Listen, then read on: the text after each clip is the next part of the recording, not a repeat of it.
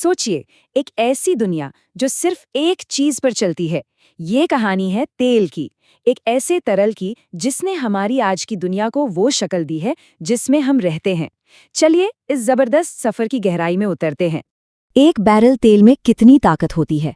सिर्फ गाड़ियां या फैक्ट्रियां चलाने की?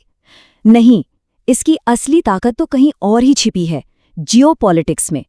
और इसे समझने के लिए हमें वक्त में थोड़ा पीछे जाना होगा, साल 1973 में, जब तेल को एक हथियार की तरह इस्तेमाल किया गया था।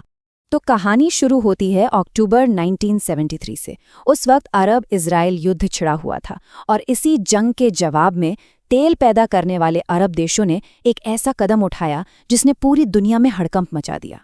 हुआ ये कि अरब इजराइल युद्ध से नाराज होकर अरब देशों ने पश्चिमी देशों को कच्चा तेल भेजना ही बंद कर दिया। और इसी एक कदम ने दुनिया को तेल की असली ताकत का एहसास कराया। ये सिर्फ बेचने खरीदने की चीज नहीं थी, बल्कि एक ऐसा राजनीतिक हथियार था जिसकी कीमत अब सोने से कम नहीं थी।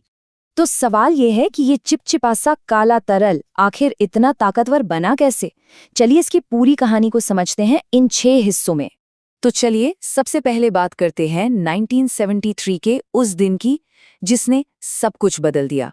लेकिन तेल की कहानी असल में हजारों साल पहले शुरू हो चुकी थी, जब इंसानों ने पहली बार इसे जमीन से निकलते हुए देखा। सदियों तक तो तेल बस एक अजूबा था, लेकिन जब दुनिया को रोशनी की जरूरत पड़ी, तब असली बदलाव आने शुरू हुए। और ये बदलाव लेकर आए गैसनर अपने केरोसिन के साथ। ये एक क्रांति थी। सोचिए, व्हेल का तेल बहुत महंगा था, उसे निकालना भी खतरनाक था, लेकिन केरोसिन, ये 15 गुना सस्ता, बनाने में आसान और भरपूर मात्रा में उपलब्ध था। इसने दुनिया को रोशन करने का एक नया जरिया दे दिया था। तो केरोसिन से डिमांड तो पैदा हो गई, लेकिन सप्लाई कहाँ से आती? यहीं से शुरू होती है एक आदमी की जिद की कहानी, जिसने अमेरिका में तेल की क्रांति ला दी। ये कहानी है एडविन ड्रेक की। ड्रेक ने ड्रिलिंग शुरू की, लेकिन बार बार नाकाम होते रहे। लोग उनका मजाक उड़ाने लगे, उन्हें क्रेजी ड्रेक तक कहने लगे। लेकिन फिर 27 अगस्त 1859 को उन्होंने एक लोहे के पाइप का इस्तेमाल किया और 69.5 फीट पर उन्हें तेल मिल गया। उनकी जिद ने एक नया इतिहास लिख दिया था। और इसका असर जबरदस्त।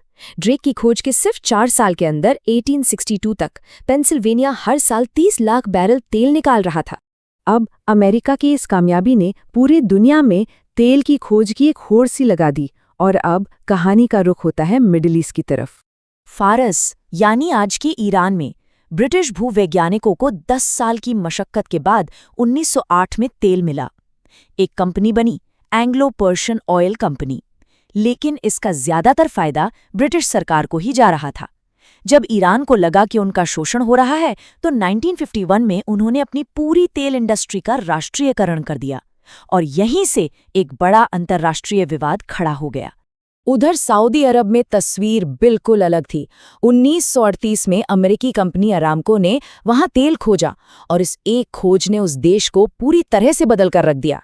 जो कभी दुनिया के सबसे गरीब देशों में गिना जाता था, वो अब सबसे अमीर देशों में से एक बन गया।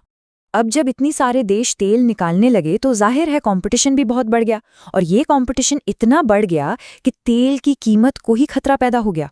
तो इस कंपटीशन से बचने के लिए 1960 में तेल बेचने वाले बड़े देशों ने हाथ मिला लिया।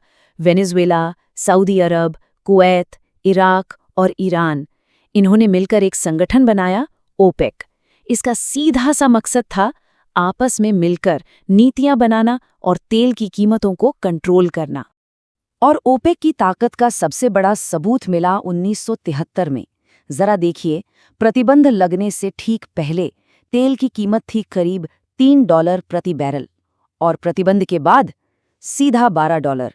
मतलब कुछ ही महीनों में कीमत 4 गुना बढ़ गई।